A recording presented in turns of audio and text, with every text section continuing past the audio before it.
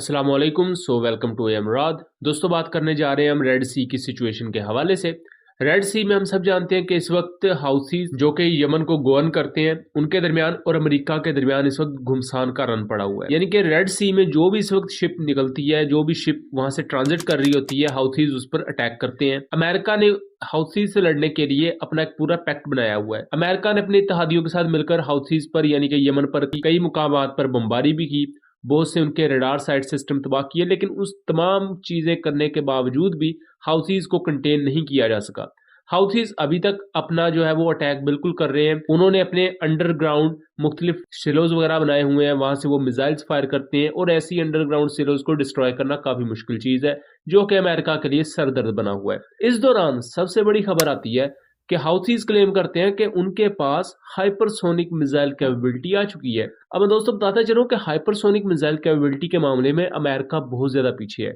यानी कि Russia, China जैसे कंट्रीज वो हाइपरसोनिक मिसाइल्स को लेकर बहुत आगे हैं। इवन जो बहुत सी थर्ड वर्ल्ड कंट्रीज हैं उनके पास भी हाइपरसोनिक मिसाइल्स हैं, जैसे कि पाकिस्तान है, एक हद तक इंडिया भी है, तो ये भी अपने हाइपरसोनिक मिसाइल्स को लेकर काम कर रहे हैं। अमेरिका ने हाइपरसोनिक मिसाइल्स वगैरह बनाने की कोशिश की और अभी भी वो बना रहे हैं, लेकिन इससे पहले इनका प्रोजेक्ट था पूरा AGM 183 के नाम से, वो फेलियर का शिकार हुआ और उस पूरे के पूरे प्रोजेक्ट को बंद कर दिया गया। अब नए सिरे से हाइपरसोनिक मिसाइल की डेवलपमेंट का काम जारी है। मिसाइल टेक्नोलॉजी के मामले में अमेरिका कोई बहुत स्ट्रॉन्ग कंट्री शुरू से नहीं देखा गया, लेकिन रशिया इस मामले में बेहतर था। और इन कंट्रीज के बाद ईरान भी एक ऐसा कंट्री है जिसके पास मिसाइल टेक्नोलॉजी बहुत बेहतर है। हाउथीज जो है इनको ईरान सपोर्ट करता है, बट कभी भी इंटरनेशनली ऐसी कोई ट्रांजैक्शन नहीं दिखाई गई या इंटरनेशनली कभी भी डायरेक्ट लिंक नहीं दिखाया गया कि ईरान ने कोई अपने मुल्क से हथियार उठा के डायरेक्ट हाउथीज को दिए गए। ये वो एक नैरेटिव है जो कि अमेरिका और उसके इत्तेहादी कहते हैं। बहरहाल एक ईरान ये जरूर कहता है कि हम इखलाकी तौर पर उनकी हमायत करते हैं, जैसा कि सेम पाकिस्तान कहता है कि हम इखलाकी तौर पर कश्मीरियों की हमायत करते हैं, लेकिन अंदर खाते जो चीजें होती हैं वो एक चीज सेपरेट रखी जाती है, वो पब्लिक डोमेन के लिए नहीं होती।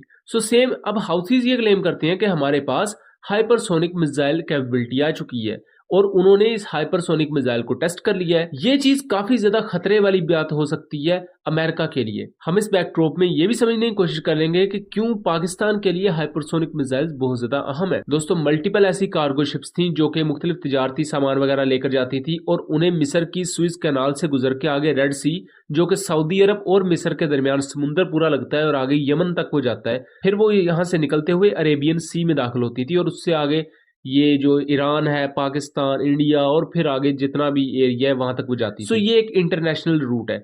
अगर इसके अलावा आप अफ्रीकन साइड पर से गुजर के आएंगे तो आपको 34 to 60% ज्यादा कॉस्ट पे करनी पड़ेगी, यानी कि किराया 34 से 60% बढ़ जाएगा, और जो कि कार्गो शिप्स का बड़ा भी है, खास तौर पर जब से हाउथीज ने अटैक करना शुरू किया। हाउथीज ने बेसिकली अटैक किया मुख्तलिफ जो ब्रिटिश कंपनीज थी उनकी शिप्स पर, और इसके अलावा जो वेस्टर्न कंपनीज थी या कुछ इजरायली कंपनीज थी। अब दोस्तों, ये जो इस तरह की कार्गो शिप्स होती हैं इनको मुख्तलिफ मुल्क इस्तेमाल करते हैं। जैसा कि एक ब्रिटिश कंपनी की शिप थी, उसको सऊदी अरब भेज रहा था पाकिस्तान, और उससे आगे उसने सिंगापुर आई थिंक जाना था, और उसे कराची बाउंड शिप इस तरह कहा जा रहा था। उस शिप पर भी हाउथीज की तरफ से अटैक किया गया, बट लेटर ऑन हाउथीज ने क्लैरिफाई किया कि उस शिप पर अटैक एक कंफ्यूजन की वजह से हुआ, उस पर डिटेल वीडियो बनाई हुई है।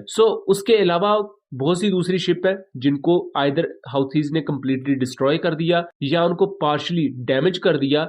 बहुत सी शिप ऐसी भी थी जिन पर हाउथीज ने अटैक किया, अपने सुसाइड ड्रोन्स फायर किए या मिसाइल्स फायर किए, लेकिन जो अमेरिकन नेवी की शिप्स थी उन्होंने अपने surface to air missile system से हाउथीज के हमले नाकाम भी बनाए। दूसरी तरफ अमेरिका ने और बरतानवी एयरफोर्स ने मिलकर बमबारी भी की यमन में जाके। अब यहाँ एक और अहम चीज है कि यमन के भी दोस्तों दो हिस्से हैं। गूगल पर आपको एक मुल्क देखने को मिलेगा यमन, लेकिन यमन का जो वेस्टर्न पार्ट है, मगरबी हिस्सा, वहां एक दूसरी गवर्नमेंट है जो कि यमन की असल गवर्नमेंट थी, जिसको हाउथीज ने डीथ्रोन कर दिया था, क्योंकि यमन के अंदर एक सिविल वॉर लड़ी गई थी जिसके नतीजे में हाउथीज इक्तदार में आए थे और वो खून खराबे वाला पूरा एक सीक्वेंस चला था। उसी के बाद हाउथीज और सऊदी अरब के दरमियान भी अनबन हो गई, एक जंग जैसी सिचुएशन हुई। जब ये दो पावर्स आपस में लड़ी तो अमेरिका ने सऊदी अरब का साथ दिया हाउथीज को काउंटर करने के लिए। तो अमेरिका ने ये जो दो मुल्कों का फड्डा था उसमें इस पूरे वाक़े को कैश किया अपने मफादात के लिए। ये एक सिंपल सी स्टोरी है, वैसे इसमें बहुत से अप्स एंड डाउन्स है।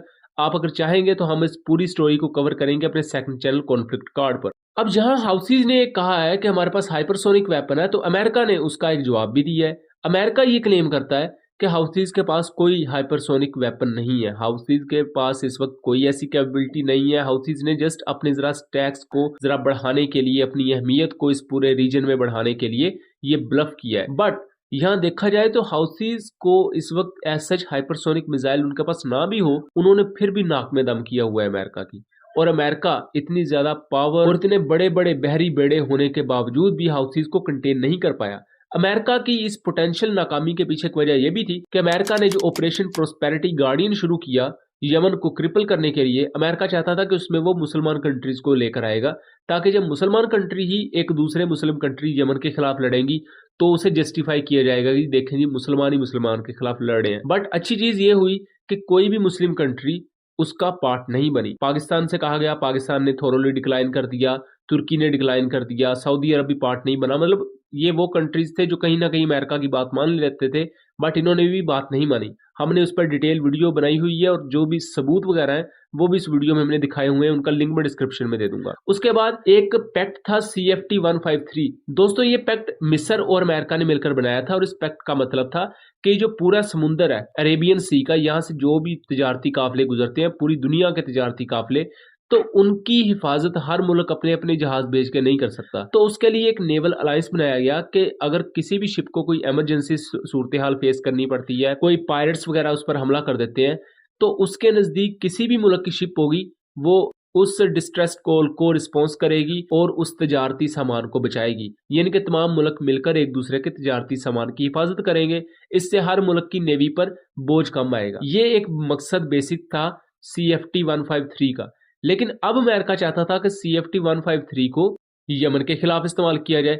इसके लिए बहुत से जो कंट्रीज थे उन्होंने इस CFT 153 को छोड़ दिया। पाकिस्तान भी वो मुल्क था जिसने इस CFT 153 को खैराबाद कह दिया कि अगर आप इस पूरे के पूरे नेवल अलायंस को तिजारती मकासद की हिफाजत के अलावा यमन के खिलाफ लड़ने के लिए इस्तेमाल करेंगे तो हम बिल्कुल भी किसी मुल्क के खिलाफ नहीं लड़ेंगे। पाकिस्तान यमन की सालमियत की इज्जत करता है। पाकिस्तान कभी भी यमन के खिलाफ किसी भी किस्म के अलायंस का हिस्सा नहीं बनेगा। दोस्तों ये तो बात होगी यमन की रेड सी की सिचुएशन, इनके हाइपरसोनिक मिसाइल के क्लेम के हवाले से और अमेरिका के रिस्पॉन्स के हवाले से। पाकिस्तान के लिए यहाँ बात की जाए तो पाकिस्तान के लिए हाइपरसोनिक मिसाइल्स काफी ज्यादा अहम है। अगर इस वक्त पूरे खित्ते को देखा जाए तो ईरान इवन क्लेम करता है फतेह 2 मिसाइल के थ्रू के वो हाइपरसोनिक मिसाइल है। देखा जाए तो पाकिस्तान की भी जो बैलिस्टिक मिसाइल है ये भी हाइपरसोनिक है और इंडिया के जो बैलिस्टिक मिसाइल है ये भी हाइपरसोनिक ही है, क्योंकि जो जितने भी बैलिस्टिक मिसाइल है ये अपनी टर्मिनल फेज में 5 मैक यानी कि आवाज की रफ्तार से 5 गुना से ज्यादा स्पीड हासिल कर लेते हैं। मैं आपको सिंपल सा इसका अंदाजा बता दूं तो जो शाहीन 3 मिसाइल है इसकी टर्मिनल फेज में स्पीड 17 मैक प्लस होती है, 17 मैक से भी ज्यादा। लेकिन जो मॉडर्न हाइपरसोनिक मिसाइल की डेफिनेशन उनमें होती है ग्लाइडिंग री एंट्री व्हीकल्स, वो री एंटर भी करती हैं और साथ साथ मनूवर भी कर रही होती है, जिसकी वजह से आज तक जो एयर डिफेंस सिस्टम है वो उन्हें रोक नहीं पाते। जो वैसा हाइपरसोनिक मिसाइल है वो ना भी तो इंडिया के पास है और ना ही I don't think so Pakistan के पास भी होगा, लेकिन हाँ चाइना और रशिया के पास है। लेकिन जो उसके बाद ये ballistic missile sort of hypersonic missile है ये बाकी मुल्कों के पास है ऑब्वियसली। और सेम पाकिस्तान एयरफोर्स ये ऑफिशियली क्लेम कर चुकी है कि पाकिस्तान एयरफोर्स के पास हाइपरसोनिक मिसाइल कैपेबिलिटी मौजूद है, लेकिन अभी उसे पब्लिकली दिखाया नहीं गया। उस पर भी उन्हें डिटेल वीडियो बनाई हुई है, मैं कोशिश करूंगा उसका लिंक डिस्क्रिप्शन में दे दूं। दोस्तों हाइपरसोनिक मिसाइल कैपेबिलिटी इस वक्त हर मुल्क अपनी जरूरत के तौर पर देख रहा है और ये कहने में कोई ऐसी दो राय नहीं है कि पाकिस्तान के लिए भी यह अहम है, क्योंकि अगर आपने दुनिया में सर्वाइवल की तरफ देखना है तो आपको अपने लिए हर वो चीज गैदर करनी पड़ेगी जो आज की दुनिया में रहने के लिए जरूरी है। अगर आप एक भी फील्ड में पीछे रहोगे तो उसके नतीजे आपको भुगतने पड़ेंगे। जैसा कि पाकिस्तान अगर कुछ फील्ड में पीछे रहा उसके नतीजे पाकिस्तान भुगत रहा है या पाकिस्तान ने भुगते। सो आई होप कि चीजें क्लियर रही होंगी। वीडियो पसंद आई हो तो इसे ज्यादा से ज्यादा शेयर कीजिएगा ताकि इस तरह की मजीद इन्फॉर्मेटिव वीडियोस हम आपके लिए लेकर आ सके। चैनल को सब्सक्राइब कीजिएगा। मिलेंगे अगली वीडियो में, तब तक के लिए अल्लाह हाफिज।